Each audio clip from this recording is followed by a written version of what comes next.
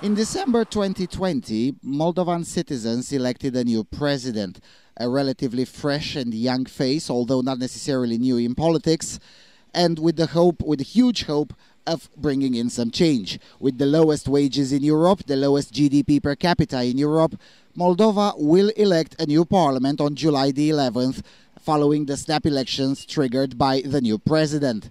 Will they manage to elect a more representative legislature? We don't know, but we're here to explore, and whilst we're here, we're also here to explore the country as a whole. We will start with the capital city, and slowly, over the next several weeks, we will try to make you acquainted with, well, the poorest country of Europe. So, let's explore.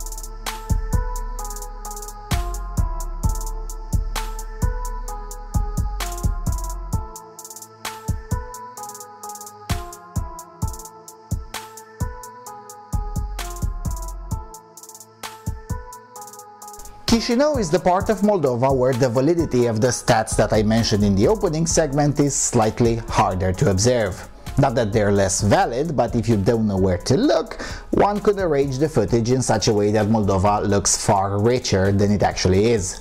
Naturally, like anywhere else on the planet, the surroundings of the parliament are also the places where poverty is the least visible.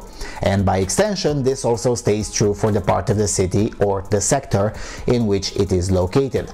But until we get there, since this is the first episode of the Moldova featured series, let's deal with the basics first. The country's currency is the Moldovan leu, identical name with the Romanian currency, but wildly different in all other aspects. For the international audience, keep in mind that $1 is 18 Moldovan lei. Now, bearing in mind that the price of consumer goods in Chișinău are no more than 15% lower than the EU average, although some goods are in fact more expensive than in the European Union, here's some data. The average pension in Moldova is 2,104 lei, according to the National Statistics Bureau report for January 2021, the latest one available. That's $117 per month. In the central sector of Chișinău, from where you are seeing footage right now on the screen, the pensions are slightly higher, but no higher than 3,500 Moldovan lei. That's a bit under $200, again, per month. The median wage in Moldova is 8,468 lei. That's $470 per month, before taxes. Roughly 3 times lower than neighboring Romania and even lower than the other neighbor, war-torn, corruption-ridden and clown-led Ukraine. There is no war in Moldova, and the leadership, as inept as it may be, is still slightly less clownish than the Zelensky administration in Ukraine. Yet somehow Moldova still fares worse. Not to mention that Ukraine also has cheaper goods, so in real terms, purchase power parity, your average Ukrainian from the poorer areas is still slightly wealthier than your average Moldovan from urban areas. Ouch! But okay, these are national statistics. Surely in Chișinău people make more money since the city really doesn't look that poor. And even in official stats it appears as the only area with a high human development index. Well, yes and no. Depends on where you look. For starters, at any given moment, at least half of the people walking up and down the streets of the central sector are in fact foreigners, be them immigrants or perhaps expats in this context, tourists, journalists, business people, foreign politicians, diplomats or visitors. Since it is the poorest country in Europe, naturally, virtually all visitors are wealthier. And, sadly for the country as a whole, most of the visitors spend their money in Chișinău, thus making this city look and feel quite different than the rest of the country. Which is why in the next episodes we shall go around the country and I'll show you as much as possible from the rest of the country. But now let's carry on with the capital city. So, I used several times the term central sector. The capital city is divided into 5 sectors: Central or Centru, Buiucani, Ciocana, Râșcani, and Botanica. That's the easy part. Then comes the complicated part. Although not officially a sector, there's a 6th area that on election maps is called Chisinau suburbs, which also votes for the mayor and for all intents and purposes is part of the capital city. This area includes 6 towns and 12 communes, and these also incorporate 16 villages. This video could be 1 hour long just to explain the administrative clusterfuck that Chisinau municipality is. But I won't get into that, and instead I'll say this. May you never have a property dispute outside of the 5 sectors but inside the capital city of Moldova. You might end up spending more on administrative lawyers than the value of the property itself. And without administrative lawyers, there's no way you can figure out on your own which bureaucracy has the competence to deal with the paperwork related to your issue. This aspect is one of the reasons the suburbs look like a different planet. But don't tell that to Moldovans. Those who vote communist will say that the West, the Romanians, or capitalism are at fault. Those who don't vote communist will say that corruption, communism, and Russia are at fault. The correct answer, however, is haram with almost all of the political spectrum. At fault is the fact that, administratively speaking, Chișinău is a clusterfuck. And this is important because 1/3 of Moldova's population lives in this city, which also makes half of the country's GDP. In other words, the economic potential of this region and of the country as a whole is being hampered by the gobbledygook that is Chișinău's local bureaucracy.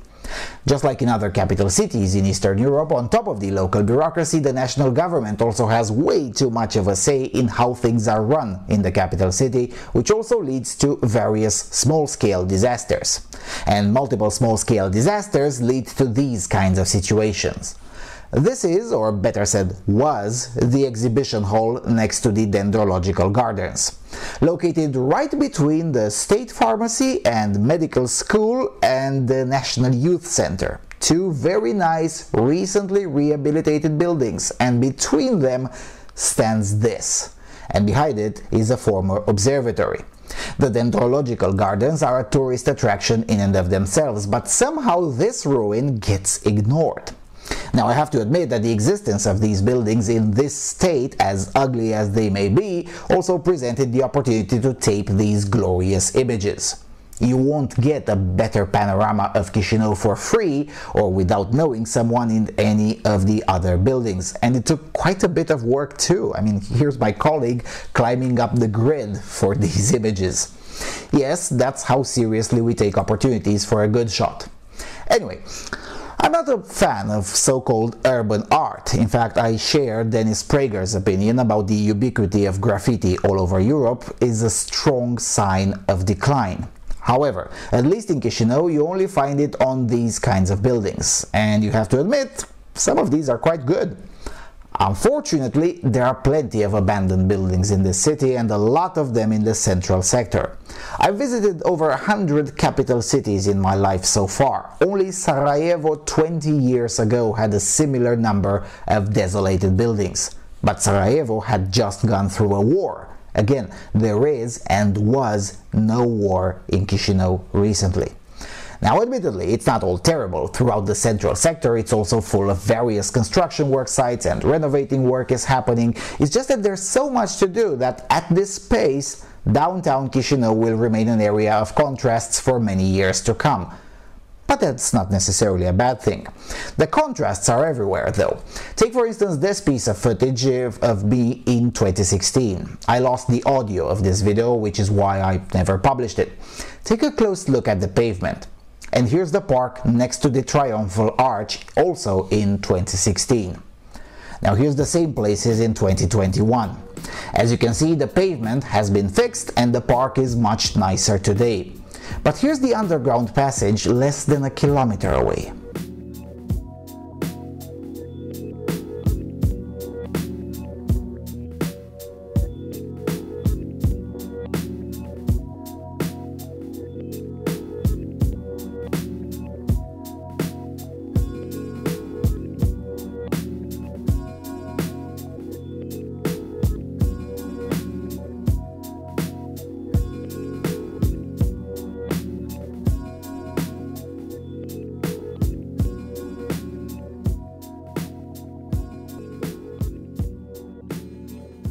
I guess the redeeming quality is that nobody wears the pandemic niqab.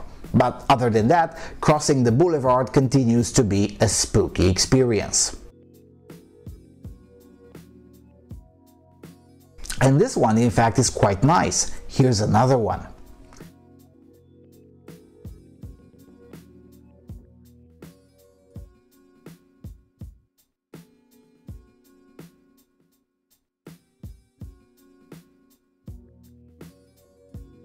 This is taped on July the 8th, 2021. The point that I'm trying to make here is that while all capital cities in Europe are cities of many contrasts, in Chișinău this is to be taken quite literally.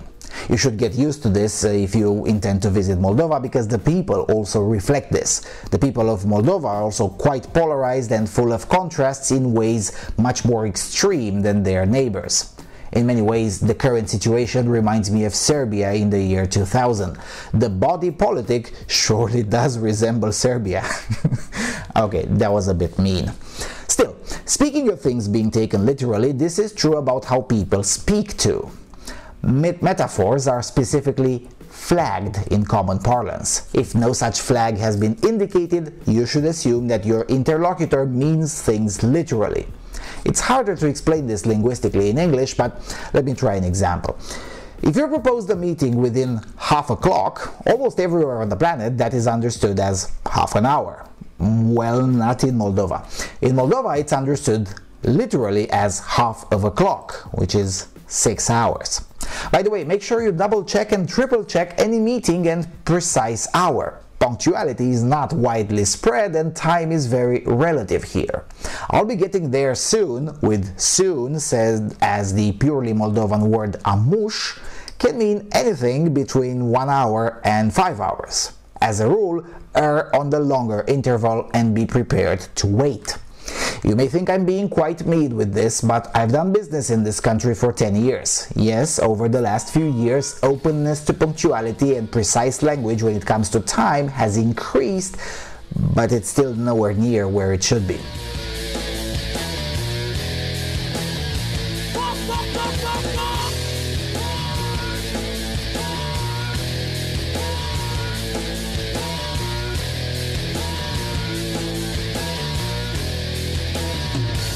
Chocana.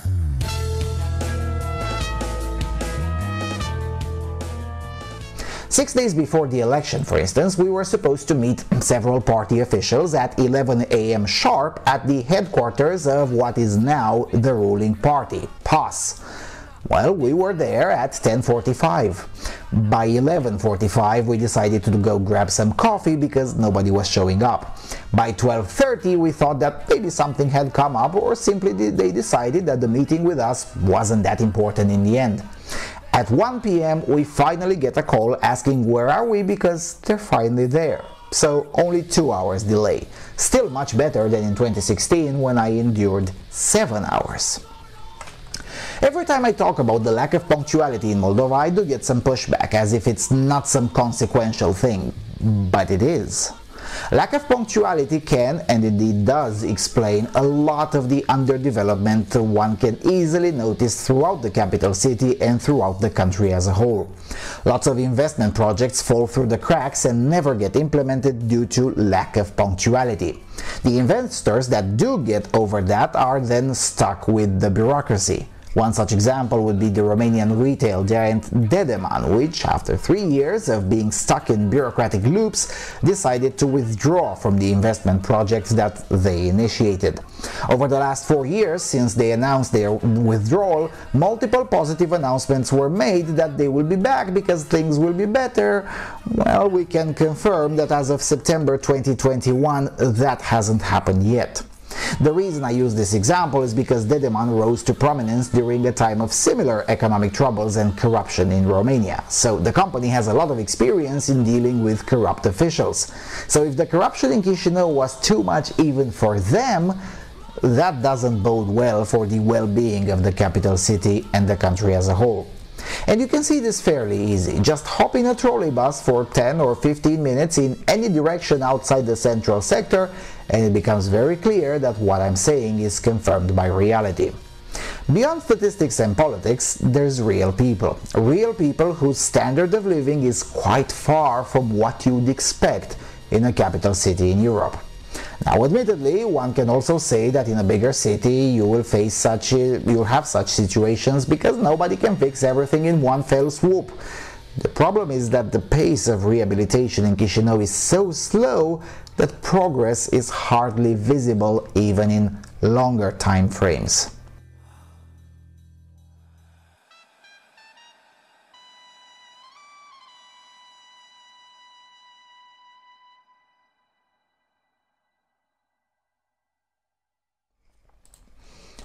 Economics aside, Chișinău also serves as the main stage for politics, agitprop and active measures. This, of course, should be no surprise. Most countries of Europe are like that. But since half of the country's economy is here, naturally the agitprop conducted here tends to be more meaningful, or at least more desirable, because propaganda that fails here also gets to be an indicator on how the country as a whole will move, if it will move.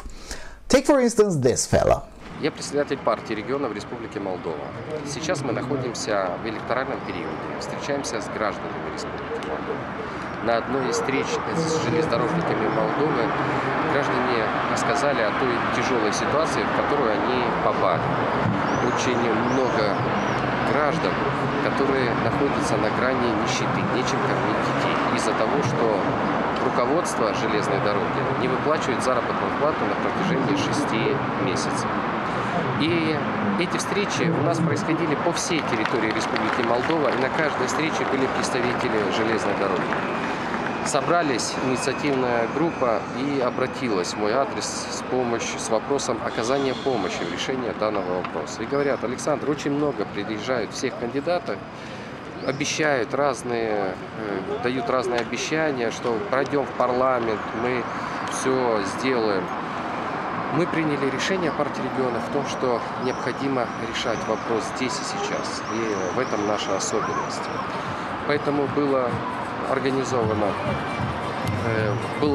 протест и объявлена голодовка. Уже 3-й сутки я ничего не кушаю, голодаю, в знак протеста и поддержки всех сотрудников железной дороги. Но за это время не пришел ни один представитель власти для того, чтобы поговорить и решить вопросы. И у власти сейчас в Молдове не стоит задача помочь своим гражданам. This fella is the Kremlin's shill. His political party got 1,264 votes, or 0.09%. Or, in other words, this agitprop stunt didn't exactly work. And it's not necessarily because he was wrong. The situation at the railways company is all too real, but because he speaks in Russian. You see, Chișinău is the place that did this.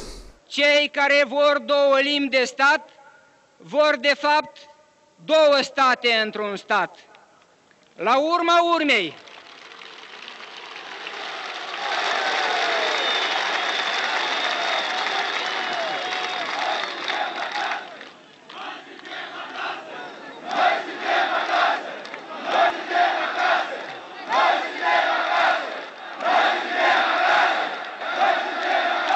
într-adevăr, noi suntem acasă și la urma urmei și noi suntem pentru două limbi de stat și chiar pentru 3 limbi de stat și chiar pentru 15 limbi de stat, însă de stat rusă în statul rus, de stat ucraineană în statul ucrainean.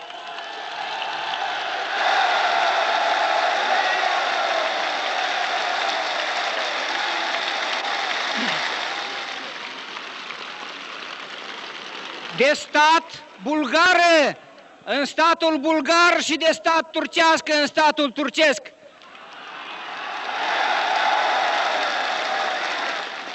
Însă, numai de stat moldovenească, idem română, numai în statul suveran al Moldovei.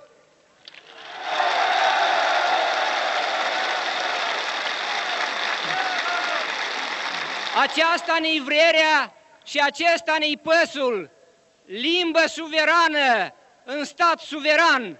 Ne-am deprins cu toții și i-am deprins și pe alții să vadă Moldova ca un strugure de poamă stând pe harta Uniunii. Astăzi Moldova stă mai curând ca un cap de zimbru, gata nu de atac și nici de înjugare, gata să-și apere ca faimoșii zimbri din codrii Cosminului, limba și vatra, scrisul și cetatea, apele câmpiei, școala și copiii, icoana pământului, lumânarea gândului.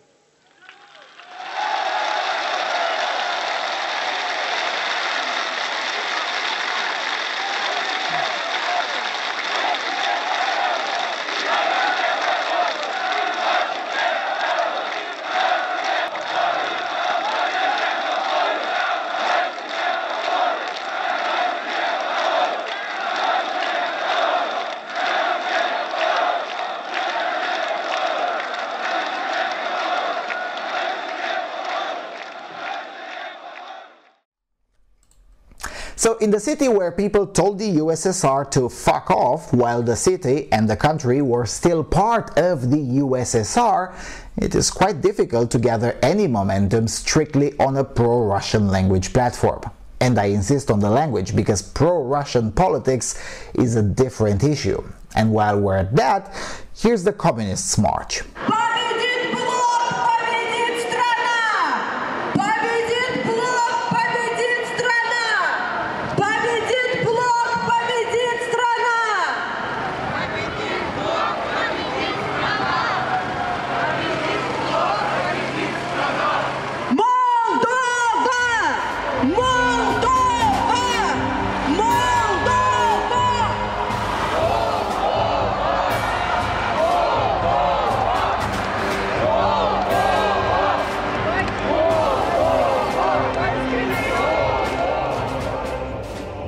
The social distancing and the masks. It's funny because it was the communists who introduced a state of emergency in a bid to delay or stop the organizing of a snap election and used the pandemic as an excuse. Nevertheless, this particular piece of agitprop did have some effect. It slowed the downfall. In the July 11th elections, the communists only lost 5 seats nationally and got a bit over 27% in the capital city. Quite a performance given the circumstances.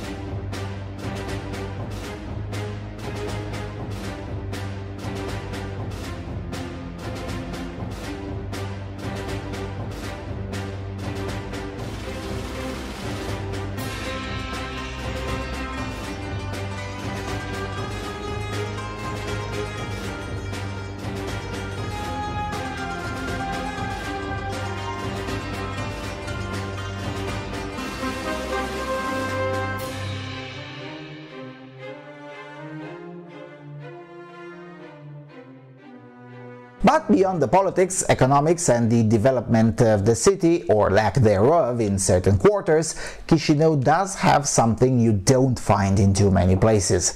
It has a certain kind of genuine diversity that makes it attractive to people like me. It's the diversity that comes with the status of being a capital city in a border area. And not just now.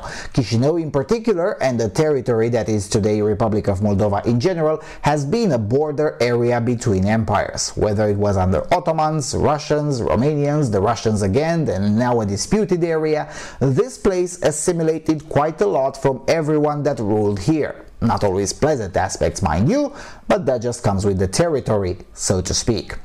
You can still find some Ottoman influence, particularly in how the public toilets are conceived.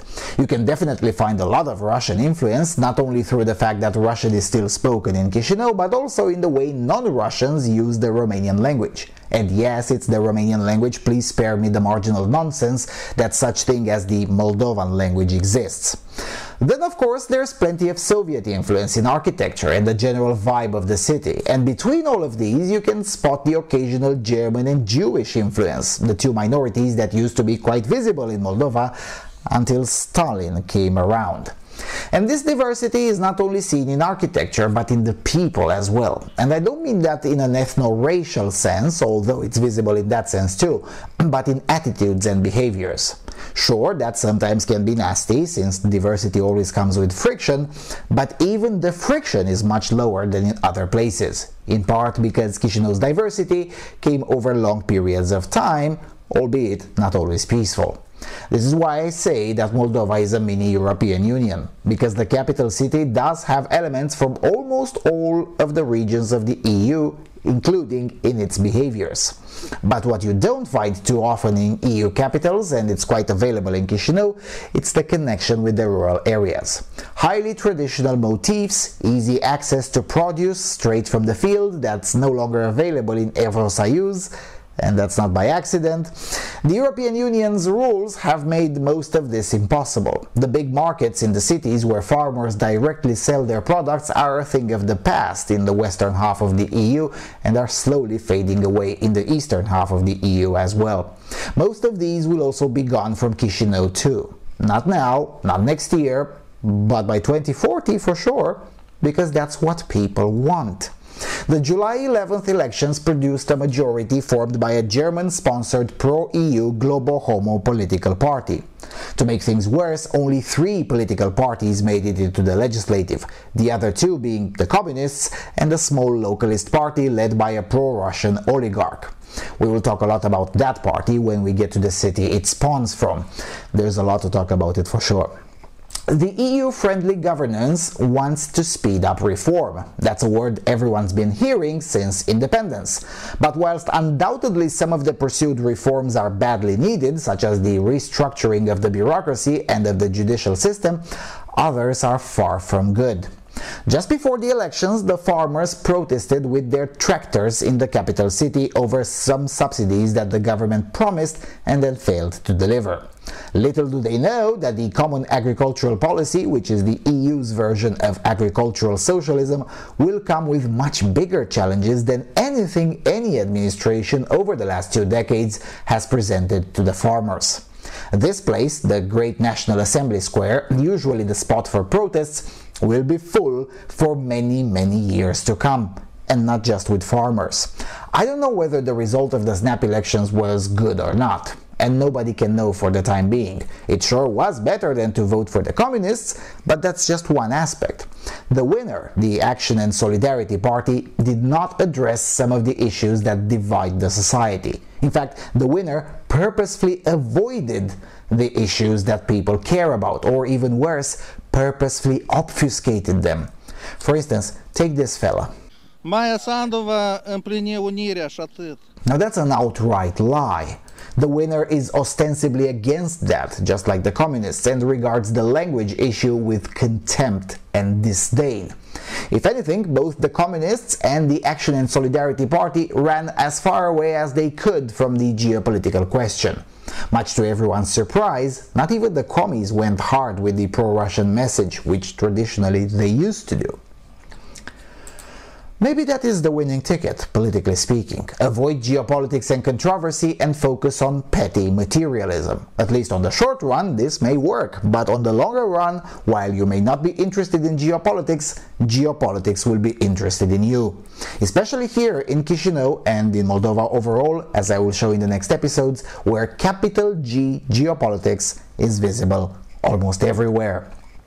And in the next episodes, I shall take you, dear viewer, through the vast diversity of this place. Moldova is just slightly bigger than Maryland, surface-wise, but it has 3 or 4 countries in it. That's what capital G geopolitics does to a place that's been a border area for centuries. The fact that it still sort of works and it exists is in itself a performance. How does that happen is what I'll show you in the next episodes. But until then, Thank you all for watching. Thank you for your continuous and generous financial support. Visit our website and I will see you all soon on the Freedom Alternative.